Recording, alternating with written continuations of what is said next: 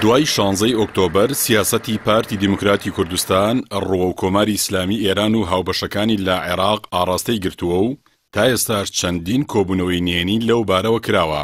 هێمن هەورامی ڕایۆشکاری سیاسی مەسعود بارزانی لە میانەی بەرنامەیەکی تایبەتی تەلەڤیزیۆنی فەرمی پارتی نەیشاردەوە کە ئەوان وەکو پارتی خوازیاری پەیوەندیەکی باشن لەگەڵ کۆماری ئیسلامی ئێران. ئەوەش لە کاتێکدایە پێشتر نێچیروان بارزانی بەڕوونی جەختی لەسەرەوە کردەوە کە پەیوەندی لەگەڵ ئێران نەپچڕاندووە. بە گوێرەی زانیاریەکان پارتی لە دوای 16 ئۆکتۆبەرەوە لە ئاستی باڵا چەند جارێک لەگەڵ ئێرانیەکان کۆبوونەتەوە. هاوکات چەند هەفتەی داهاتووش هاتوچۆی ئێرانیەکان بۆ هەولێر زۆرتر بووە.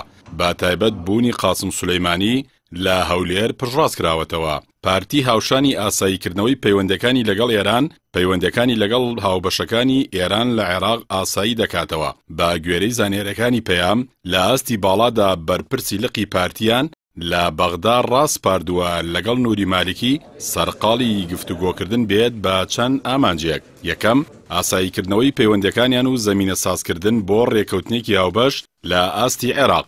دووەم، پاراستنی بەرژەوەندیە مادیەکانی پارتی کە بەهۆی ڕیفراندۆمەوە لە مەرتەچیدان.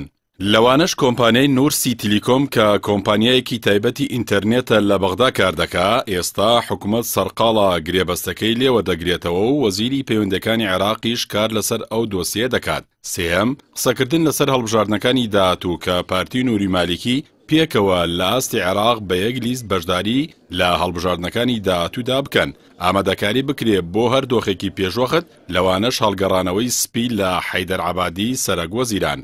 ئەم هاوپەیمانیی ئێستای پارتی لەگەڵ کۆماری ئیسلامی و نووری مالیکی سەرۆکوەزیرانی پێشووی عێراق لە کاتێکدا بوو پێشتر بەڕوونی باڵی دەستڕۆیشتووی ئەو حیزبە بە سەرۆکایەتی مەسعود بارزانی دژایەتی ڕوونی بۆ ئێران پیشان دەدا، دژایەتێکی سەختی باڵە ئێرانەکەی ناو هۆیپەیمانی شیعەیان دەکرد. بەڵام نێچیروان بارزانی لەو دۆخە ئاڵۆزەشدا هەوڵی پاراستنی پەیوەندەکانی لەگەڵ ئێران دەدات. بەڕای شارەزایان تا چارەکی یەکەمی ساڵی داهاتوو ململانیەکانی عێراق و هەرێمی کوردستان زۆر بەڕوونی لە گۆڕەپانە سیاسەکەدا ڕەنگ دەدەنەوە و لە ژێر فشاری ململانیەکانی ئێران و ئەمریکا دۆخی سیاسی عێراق ڕۆ ئاڵۆزی زیاتر دەڕات و ئەوەش سروشتی هاوپەیمانەکان پێچەوانەی جاران دەکاتەوە. پارتیش لەناو ئەو ململانیانەدا ئەگەری لاوازبوونی زیاتری لێ دەکرێت.